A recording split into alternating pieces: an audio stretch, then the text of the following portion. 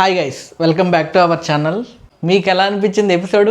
నచ్చుతుంది, ఖచ్చితంగా నచ్చుతుంది. ఈరోజు మీ అందరికీ నాకు అర్థమైపోయింది ఎందుకంటే ఆ రేంజ్లో ఎందుకు గొడవ. బిగ్ బాస్ చరిత్రలోనే, చరిత్ర అనొచ్చులే, బిగ్ బాస్ చరిత్రలోనే ఇప్పటి వరకు ఎప్పుడు ఎన్నడూ ఎక్కడా జరగని ఒక పెద్ద విధ్వంసం. గుడ్డు పోయిందా గుడ్డు కోసం కొంప అంతా కొట్టుకు చచ్చారు కదరా నాయన. ఎపిసోడ్ వేరే రేంజ్లో ఉంది. కావాలి మనకి, ఇలాంటి ఎపిసోడ్లు కావాలమ్మా. ఇలాంటివి ఉంటేనే కొద్ది గొప్ప కంటెంట్లు వస్తాయి. ఆ కంటెంట్ ఉంటేనే ఎక్కువ మంది చూస్తారు. ఈ రోజు తర్వాత ఎపిసోడ్ విపరీతంగా ట్రెండింగ్ అయిపోద్ది. బిగ్ బాస్ చూడని వాళ్ళకి కూడా అర్థమైపోద్ది.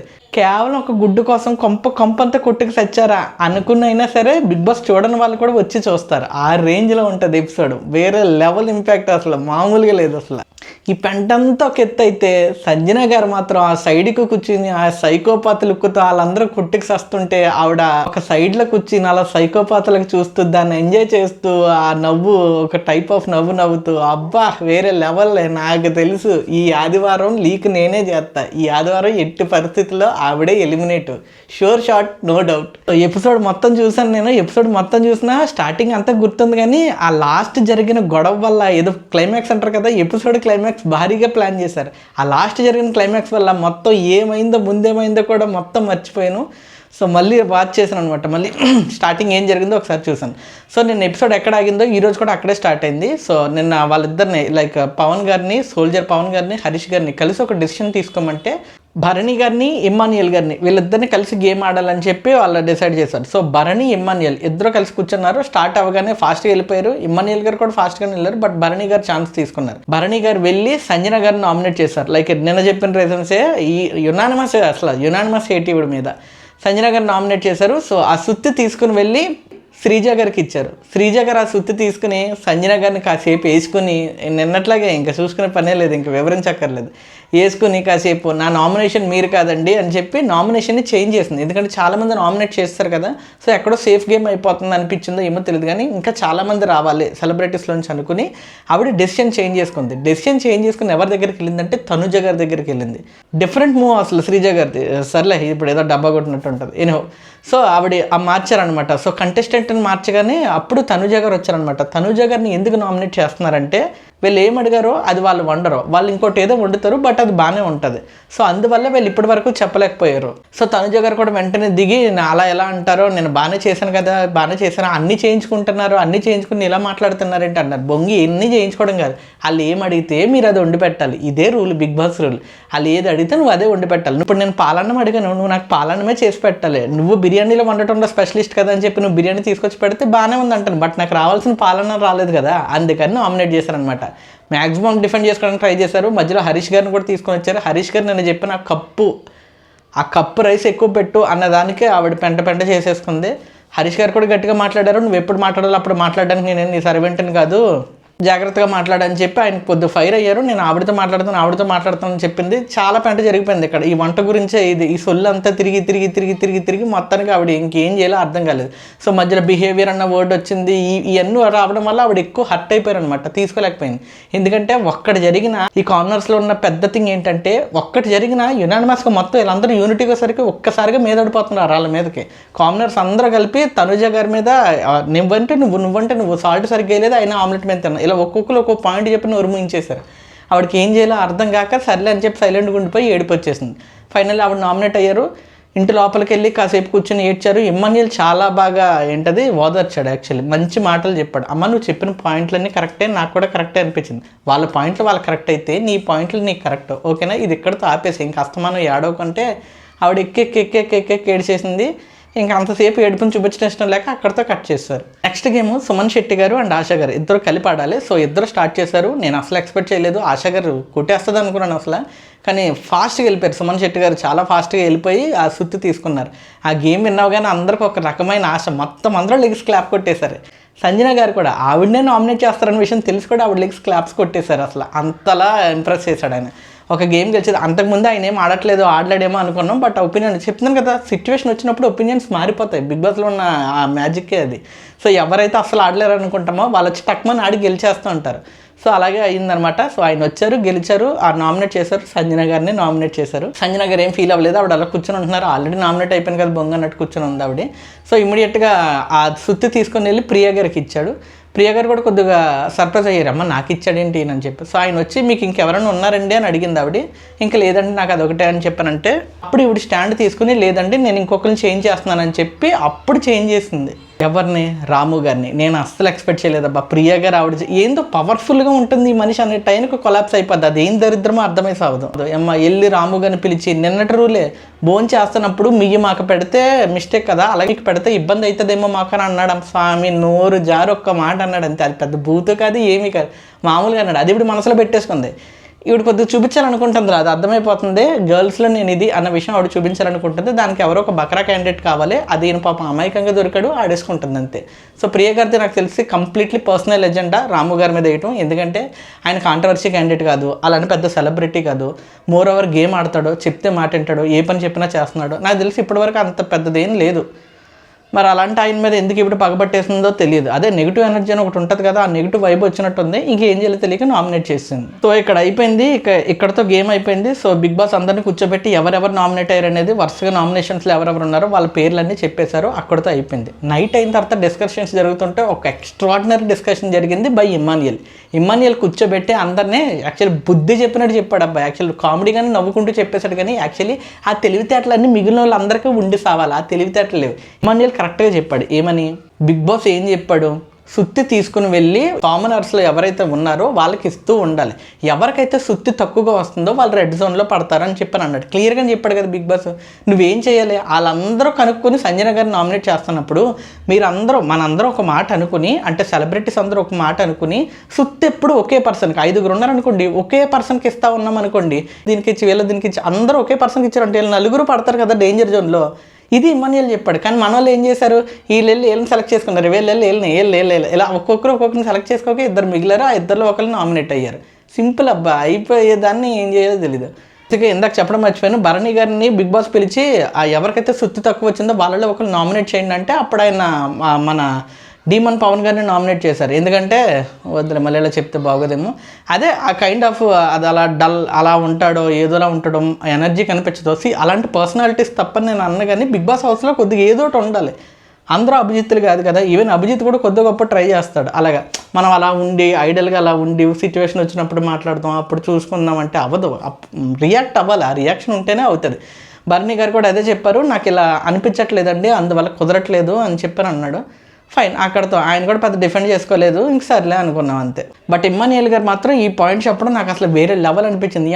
ఆ మనిషికి ఉన్న ఆలోచన కూడా మీకు లేదా అనిపించింది. అంతమంది అన్ని పాయింట్లు మాట్లాడతారో, అంత తెలివిగా మాట్లాడతారో, గొడవడితే మీదకి వెళ్ళిపోతారు, అంత చిన్న లాజిక్ ఎలా మర్చిపోయారు అని చెప్పి.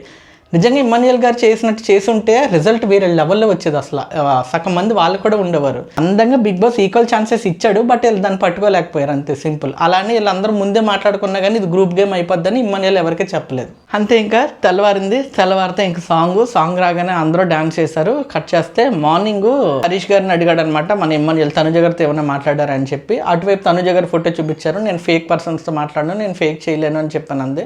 Fine, very good.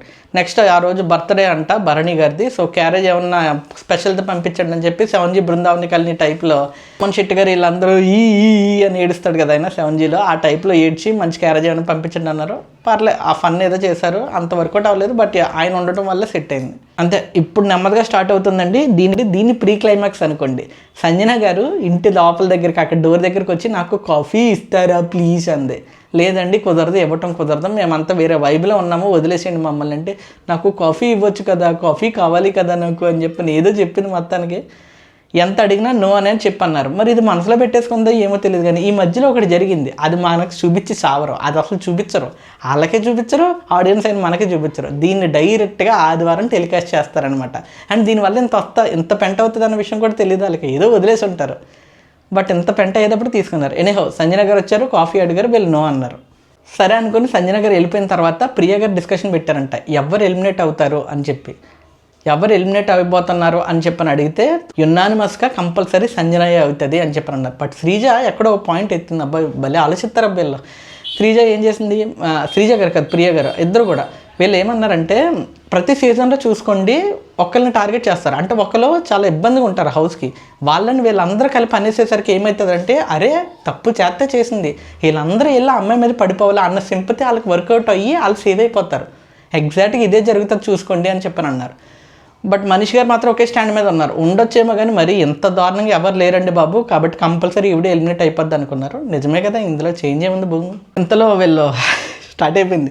ఇంతలో వీళ్ళ కర్రీ చేస్తున్నారు, వంట చేస్తున్నప్పుడు ప్రియా గారు వెళ్ళి అడిగారు అనమాట, గుడ్లు ఓకేనా, గుడ్లు 4 ఉన్నాయా అంటే లేదు ఒక గుడ్డు మిస్సింగ్ అని చెప్పని అన్నారు. యాక్చువల్లీ గుడ్డే కాదు, వెనకాల ఒక సీన్ కూడా మిస్ అయింది, అది చూపించలేదు బిగ్ బాస్, ఒక గుడ్డు మిస్ అయింది అని చెప్పని అన్నారు. అప్పుడు స్టార్ట్ అయిందండి ప్రియా గారు నెమ్మదిగా ఒక్కొక్కరిని అడగడం, ముందు వాళ్ళ టీం మెంబర్స్ని అందరినీ అడిగి ఆ తర్వాత బయట వాళ్ళని కూడా అడిగి వాళ్ళతో పాటు సంజన గారిని కూడా అడిగితే నేను తినలేదు అని చెప్పాను అంది ఆవిడ. సరే అని చెప్పి ఆవిడ లోపలికి వెళ్ళింది, బాత్రూమ్ లోపలికి వెళ్ళింది. ఈ లోపు మన మర్యాద మనీష్ గారికి, ఇంటెలిజెంట్ మనీష్ గారికి అర్థమైపోయింది. వెళ్ళి ఆయన కూడా ఒక్కొక్కరిని అడుగుతున్నాడు. దారి మధ్యలో రాము గారు కనపడ్డారు. సో రాము గారిని కూడా అడిగారు, ఆయన కూడా ఏమో నవ్వుతూనే చెప్పాడు. ఇంకా మండింది మనీష్ గారికి. అందుకే ఇక్కడ నుంచి ప్రియ గారు కూడా అన్నారన్నమాట, ఇక్కడ నుంచి ఎవరు సెలబ్రిటీస్ ఎవరు కూడా మా పర్మిషన్ లేకుండా లోపలికి రాకూడదు అన్నారు. ఇప్పుడు ఇలా ఆనర్స్లో బిహేవ్ చేయాలి. ఇప్పుడు వీళ్ళకి ఒక రీజన్ దొరికింది. ఇంతకు ముందు వరకు అంటే కొద్దిగా ఓవర్, కానీ ఇప్పుడు రీజన్ దొరికింది. ఇక్కడ నుంచి గుడ్ అనేది పోయింది. మేము చాలా ఫ్రీగా మీరు ఏదైనా టాస్క్ చేస్తే మమ్మల్ని ఇంప్రెస్ చేస్తే లోపలికి రప్పిస్తామా అన్నాం. ఏది బిగ్ బాస్ మాటని కూడా దాటి నువ్వేం చేయాలి, వచ్చినోడివి నీ టాస్క్ చూసుకుని కంప్లీట్ చేసుకుని వర్క్ చేసుకుని వెళ్ళిపోవాలి. ఈ దొంగతనాలు ఇవన్నీ చేసేటప్పటికి చిరాకు వచ్చి ఏం చేశారంటే ఇక్కడ నుంచి లోపలికి ఎంట్రీ లేదు, కట్ అని చెప్పని అన్నారు. రాము గారు కొద్దిగా ఫైర్ అయ్యారు. ఎవరో చేసిన దానికి మా అమ్మని చేస్తారేంటి అది ఇది అని చెప్పని అన్నారు. లోపలికి వచ్చి బాత్రూమ్ లోపల పెంట అవుతుంది. ఈ లోపు అతను రాము గారు వచ్చి చెప్పాడనమాట, ఒక్కరి కోసం మమ్మల్ని ఎందుకంటే చేస్తున్నారంటే ఆ ఒక్కరు ఎవరో కనుక్కోండి అని చెప్పని అన్నాడు మన మనీష్. సో ఆ మాట అనగానే మనోడు వెంటనే ట్రిగర్ అయిపోయి పాపం నోరు తుల్లేశాడు. ఆవిడే తిందే సంజన గారే తిందా అని చెప్పని అన్నాడు. ఇక్కడే ఇతను చేసిన మిస్టేక్. ఇతను ఒప్పేసుకున్నాడు, మిస్టేక్ అది కరెక్టేలే, ఇతను చెప్పేశాడు. ఒప్పేసుకునేటప్పటికి ఇంకా మనిషికి నమ్మకం పోయిందనమాట. ముందేమో తెలియదు అంటున్నాడు, ఇప్పుడేమో తెలుసు అంటున్నాడు అని చెప్పి ఇంక చిరాకు వచ్చేసింది. ఇక్కడ స్టార్ట్ అయిందండి పెంట గొడవ జరుగుతుంది. ఇప్పుడు భరణి గారు వచ్చారు. యాక్చువల్లీ భరణి గారు రావడానికి రీజన్ ఉంది. భరణి గారు మాట కూడా ఒకటే, ఏంటి ఒక్కరు చేసిన తప్పుకి అందరినీ ఎందుకంటారు, ఎవరో ఒక్కరినే కదా, ఎవరు తప్పు చేస్తారో వాళ్ళని ఇంకా రానివ్వద్దు, వాళ్ళకి ఏమి ఇవ్వద్దు, అంతే తప్ప మమ్మల్ని అందరినీ ఎందుకు రానివ్వద్దు అంటున్నారని చెప్పి ఆయన నెమ్మదిగా వాయిస్ రేస్ చేస్తున్నారు. వీళ్ళొక పాయింట్ గొడవ, ఈ గొడవ ఇంత గొడవ జరుగుతుంటే ఈ సంజన అన్న ఆవిడ బయట కూర్చుని అదేదో సినిమాలో చెట్టు కింద చిత్రాంగిలాగా ఇలా కూర్చుని అలా సైకోలెక్క అలా చదువుతుంది అంతా, వాళ్ళందరూ కొట్టుకు వస్తూ ఉంటే పాయింట్ ఆవిడది, గుడ్డు తినేసింది ఆవిడ, అన్ని చేసింది ఆవిడైతే వీళ్ళు కొట్టుకు వస్తుంటే ఈవిడ అలా జస్ట్ అలా చూస్తుంది అంతే, ఏదో సైకోపాతలాగా అలా కూర్చుని ఒక వియర్డ్ నవ్వుతూ అలా కూర్చుని చూసిందనమాట. చాలాసేపు కొట్టుకున్నారు. ఇంతలో ఈవిడి వదిలేయచ్చు కదా, మళ్ళీ పొల్లెట్టుకెళ్ళి వచ్చి నేను హరీష్ గారి గుడ్డు తిన్నాను నేను అని చెప్పాను అందే. వెంటనే భరణి గారు కూడా హరీష్ గారి గుడ్డు ఎలా తింటారండి, హరీష్ గారు మీకు ఏమన్నా ఫర్రా లేదా మీకు అని చెప్పని అన్నారు. ఇమీడియట్గా హరీష్ గారు ట్రిగర్ అయిపోయారు, నువ్వు సరిగ్గా మాట్లాడు, ఏంటి పాజిటివ్ ఏంటి అది ఇది అని చెప్పానండి. భరణి గారు అదే కరెక్ట్గానే మాట్లాడాడు, కానీ ఇంకా హీట్ ఆఫ్ ద మూమెంట్ కదా, వీళ్ళకి గొడవ పెరిగిపోయింది. ఇంకా ఏంట్రా నువ్వేంట్రా అని కొట్టుకు సచ్చే రేంజ్కి వచ్చేసారు. చాలా దగ్గరికి వచ్చి ఉన్నారు మీరు తమ్నైల్లో చూసినట్టు. సో ఇంకా కొట్టేసుకోవడానికి ఆల్మోస్ట్ మీదకి వచ్చేసారు. వాళ్ళకే తెలుసు హీట్ ఆఫ్ ద మూమెంట్లో వర్డ్స్ తుల్లాయి అన్న విషయం ఆవిడకి అర్థమైపోయింది. అందుకే ఆయన కూడా ఇమ్మీడియట్గా తిరిగి అమ్మ ఆ మనిషి కోసం కదా ఇంత గొడవ జరిగేది, మీరెందుకు ఇంత రియాక్ట్ అవుతున్నారండి. మధ్యలో ఈవిడ రియాక్ట్ అయిపోయింది. సృష్టి గారు అసలు ఆవిడ ఎందుకు ట్రిగ్గర్ అయిందో అర్థం కాలేదు. మొత్తం నాకు ఇవాళ భలే కామెడీ అనిపించింది సృష్టి గారు మాత్రమే. అని అమ్మ అదే బ్రహ్మానంద గారు అంటాడు కదా, ఎవ్వడో తగ్గట్లే మనం కూడా చూపించాలని చెప్పి అనుకుంటారు కదా, అలాగా అందరూ అరుస్తుంటే సృష్టి గారు కూడా అరిచేస్తుంది అనమాట. ఎందుకు అరుతుందో తెలియదు, నువ్వు ఎలా వస్తావు అది ఇది అని చెప్పి అరిచింది, కొద్దిగా కామెడీగా అనిపించింది. సో దాని తర్వాత ఇంకా ఈ హీట్ ఆఫ్ ద మూమెంట్ ఇలా జరుగుతుంది, ఇంకా పెంట అవుతుంది అనే టైంకి ఇంకా ఏం చేయలేదు తెలియక అర్థం కాక ఇంకా సంజన గారు కూడా నెమ్మదిగా వచ్చి మాట్లాడడానికి ట్రై చేశారు. బట్ ఎవ్వరూ దాకలేదు. ఇంత పెంట జరుగుతుంది కదా, ఇంత పెంట జరుగుతున్నప్పుడు యాక్చువల్లీ ప్రియ గారే కదా, వీళ్ళ వల్ల హౌస్ హార్మోని పోయింది, ఇదంతా పోయింది, అంత మెంటలుంది కదా, ప్రియ గారు ఏం చేయాలి. సారీ బయట చిన్న ఇష్యూ ఉండడం వల్ల హెల్ రావాల్సి వచ్చింది. ఎనీహో బేసిక్గా ప్రియ గారికి తెలుసు కదా ఇంత పెద్ద పెంట అయింది, ఆవిడంటే ఇష్టం ఉండదు అనే విషయం తెలుసు కదా. ఇప్పుడు ప్రియ గారు వచ్చి సంజన గారి పక్కన కూర్చొని బట్టర్ పోతున్నారనమాట. అంటే ఇందాక మాట్లాడుకున్నారు కదా, ఒకవేళ ఇవంతా ఈవిడికి పాజిటివ్ అయిపోతే ఎలా, ఈ ఆలోచన వచ్చినట్టుంది, అది క్లియర్గా తెలిసిపోతుంది. ప్రియ గారు వెళ్ళి ఏదో కన్సల్ట్ చేస్తున్నట్టు, అది కాదండి మేము ఇచ్చామంటే ఓకే, కానీ మీ అంతటా మీరు తీసుకుంటే ఇష్యూ అవుతుంది కదా అని చెప్పని అంటుంది. ఎందుకు ఈవిడ కూడా కోపంగా చెప్పొచ్చు కదా, మామూలుగా నువ్వు చిన్న అట్లా కోపడుతున్నావు కదా, అసలు సంబంధమే లేని రాము గారి మీద అంత పెద్ద గై మనిపోయినప్పుడు ఈవిడ మీద ఇంకా పడిపోవాలి కదా, ఎందుకు పడలేదు. ఇదే ఇక్కడే దొరికేస్తారు మనుషులు బేసిక్గా. సో ఇక్కడ అయిపోయింది. ఇది అయిపోయిన తర్వాత వెళ్ళి ఇంకా ఎవరి వర్క్ వాళ్ళు చేసుకుంటున్నారో, ప్రియ గారు కూడా చేసుకుంటున్నారు. సో ఎవరి వర్క్ వాళ్ళు చేసుకుంటే సంజన గారు వచ్చి అడుగుతున్నారు అనమాట. ఇంట్లో లోపలికి వస్తుంటే ఇంకా మనీష్ ఆగండి ఆగండి ఆగండి అని చెప్పాను అన్నాడు. ఇంకా వినలేదు ఆవిడ మాట. నేను ప్రియ గారితో మాట్లాడుతుంటే తర్వాత మాట్లాడుకోండి అని చెప్పాను అన్నాడు. ఇక్కడ మనీష్ గారు ఎక్కడ నచ్చలేదు అంటే నాకు బేసిక్గా ఇవాళ ఎందుకు నచ్చాడు, స్టాండ్ తీసుకున్నాడు ఓకే, బట్ ఎక్కడో ఆ ఓవర్ యాక్షన్ ఎక్కువైపోయింది. ఏదో రిచ్ వర్సెస్ పూర్ ఆ టైప్లో ఏమైనా బిహేవ్ చేస్తున్నాడేమో అనిపించింది. ఇప్పుడు రాము గారు ఉన్నారు, ఆయనకు తెలుసో తెలీదో పక్కన పెట్టంటే ముందు ఎందుకో వద్దన్నాడు, తర్వాత ఓకే అని నిజం చెప్పేశాడు. వదిలేచ్చు, అక్కడితో అయిపోయింది కదా. నేను నీ మాటను నమ్మా, నేను నిన్నమ్మా, నువ్వు నాతో మాట్లాడుకో, వదిలేయండి అన్న, నేను మీతో మాట్లాడినది ఏదో పురుగుని చూసినట్టు రాముని. ఆయన అసలు అంత పెద్ద తప్పేం చేశాడో నాకు అర్థం కాలేదు. సరే దీని మెయిన్ సీన్ రివీల్ చేస్తాను, అప్పుడు మీకు అర్థమవుతుంది. సో ఇలా అందరినీ హేట్ చేస్తూ ఉన్నాడు ఆయన. ఆ ఫ్రస్ట్రేషన్లో కోపంలో నేను కోపం వచ్చింది, నాకు కోపం వచ్చిందంటే హౌస్ నన్ను సీరియస్గా చూడాలన్న మూమెంట్లో ప్రియ గారి మీద అడిచేయడం ఏందో ఇది. సరే ఇక్కడతో అయిపోయింది. సో సంజన గారు ఎంత రిక్వెస్ట్ చేసినా మనీష్ గారు నో, ఇది నా హౌస్, నేను పంపను, నేను ఓనర్ని కాబట్టి నా డెసిషన్ నేను తీసుకుంటాను, నేను పంపను అన్నాడు. ఆవిడ మళ్ళీ లోపలికి వచ్చి గేట్లు తీసుకుని వచ్చింది లోపలికి వచ్చి, నేను ప్రియ గారితో కొద్దిగా మాట్లాడాలి అని చెప్పాను. ఆల్రెడీ పెంట అయిపోయింది కదా, వదిలేచ్చు కదా. లేదు, దీన్ని మించిన పెంట అవ్వాలన్నమాట మనకి. అందువల్ల ఏం చేస్తుంటే ఇవిడికి వచ్చి జాతరత్నంలో డైలాగ్ ఉంటుంది కదా, ఆ చాణక్యం అమాయకం ఇరికించం అని చెప్పని అంటారు కదా, అలాగా ఈవిడ గుడ్డు తీసుకున్నప్పుడు ఈవిడ చెప్తుంది అనమాట, నేను గుడ్డు తీసుకున్నప్పుడు వాళ్ళిద్దరూ కూడా తెలుసు, వాళ్ళు కూడా ఓకే చెప్పారు, ఇంకేంటి ప్రాబ్లం అంది. అవసరమా, వదిలేయచ్చు కదా, అయిపోయింది కదా. లేదు, నేను పడిపోతే చాలదో, వాళ్ళు కూడా పడిపోవాలి. సో వాళ్ళని కూడా చెప్పేటప్పటికి ఆ ఇద్దరు ఎవరంటే, ఇంతసేపు నాకు అసలు సంబంధమే లేదు, ఒకరు చేసిన తప్పుకి అంతమందిని ఎలా చేస్తారని అడిగిన భరణి గారు అండ్ తనుజ, వాళ్ళిద్దరు కుకింగ్ దాంట్లో కదా, అందువల్ల అనమాట. సో బేసిక్గా యాక్చువల్ సీన్ ఏంటంటే ఫ్లాష్ బ్యాక్ సీన్ అనమాట. సంజన గారు వచ్చి, నాకు 5 months బేబీ ఉంది కదా, సో నేను ఆ నెలల తల్లి అంటే ఇవిడి, సో క్రామ్స్ ఏవో వస్తే కొన్ని రీజన్స్ ఏవో చెప్పి ఒక గుడ్డు తీసుకుంటానని చెప్పి వెళ్ళిపోయిందంట. అది తనుజ గారికి తెలుసు. సో భరణి గారు అడిగినప్పుడు తనుజ గారు సర్లే తల్లి కదా అన్న కాన్షియస్లో ఇచ్చారంట. దాన్ని భరణి గారు కూడా ఇంక సర్లే అని చెప్పి ఇంకా ఆ ఒక్క మాట తల్లి అనేది ఒక మాటతో ఆయన నోరు మూసేశాడు. ఇంకా ఇది యాక్చువల్గా జరిగింది. ఇప్పుడు మళ్ళీ వెనక్కి వద్దాం. సంజన గారు వచ్చి వాళ్ళిద్దరికీ తెలుసండి ఇంకెందుకు అని చెప్పారు అనేటప్పటికి ప్రియ గారు హౌస్ వీళ్ళందరూ షాకు. ఓరి నీ అమ్మ ఇంతసేపు తెలియదు అన్నారు కదరా, మాకు సంబంధమే లేదన్నారు కదరా, ఎలా తీసుకుంటామన్నారు, ఒకరి కోసం ఇంతమంది, ఇంత పెద్ద ఫైట్కి లాస్ట్ క్లైమాక్స్ ట్విస్ట్ వేరే లెవెల్లో పేలింది అసలు. ఆవిడ వచ్చి అలా చెప్పగానే ఇంకా షాకు. తనుజ గారు ఏమి ఏడిచేస్తుంది, నేను చూడలేదు, నాకు సంబంధం లేదు, ఎలా అంటావు నువ్వు అది ఇది అని చెప్పి ఏడిచేస్తుంది. కానీ అయిపోయింది ఇంక సీన్, అక్కడ బట్టబయలు అయిపోయినాయి, అందరు క్యారెక్టర్లు బయటకు వచ్చేసినాయి, ఇంకేం చేయాలో అర్థం కాలేదు. సో భరణి గారు కూడా నో అంటున్నారు కానీ ఇంకా అర్థమైపోయింది. ఈవిడ ఆగిపోవచ్చు కదా. సంజన మళ్ళీ ఏమంటుంది, నేను దొరికిపోయాను, మీరు దొరికిపోండి, సగం నిజం అయిపోయింది కదా, మీరు కూడా నిజం చెప్పేయండి అంది. ఇరికించడానికి కంపల్సరీ ఇరికించడానికే, ఇది క్లియర్ కట్గా అర్థమైపోతుంది. వాళ్ళిద్దరు ఏం చేయాలి తెలియక, నీ అమ్మ అనవసరంగా నమ్మరు, దీన్ని అనవసరంగా దీని మీద జాలి చూపించామని చెప్పి కూర్చొని ఏడుతుంది. ఇంకా రీతు గారు వీళ్ళందరూ వచ్చి కన్సల్ట్ చేశారు. పాపం నిజంగానే తనుజకు తెలియదేమో, ఈవిడే కావాలని చెప్తుందేమో అనుకుని కన్సల్ట్ చేసింది. After A point of time అర్థమైపోయింది అందరికీ. భరణి గారు సెలబ్రిటీస్ వీళ్ళందరూ కదా, సో అందరిని కూర్చోబెట్టి ఇలా అని చెప్తుంటే అప్పుడు రీతు గారికి కోపం వచ్చిందనమాట తనుజ మీద. నీకు తెలుసు కదా వాళ్ళకి బేబీ ఉందో ఇంకోటి ఉందో, అవన్నీ నీకు తెలిసినప్పుడు ఎందుకంత వాదించడం, అవును అని ఒప్పేసుకోవచ్చు కదా, అయిపోయేది కదా ఎందుకు అని చెప్పి. ప్యారలల్గా ఇదే రీజన్ ఇమ్మనియల్ గారు సంజనగా చెప్తున్నారు. అలా చేయడం తప్పు మేడం, చిన్న గుడ్డు కోసం ఎందుకు, నాకు ఫుడ్ అంటే టెంప్టింగ్ ఉంటుంది, ఎందుకు ఇంత పెంట మీ వల్ల అనవసరంగా అవుతుంది అని చెప్పని ట్రై చేశాడు పాపం.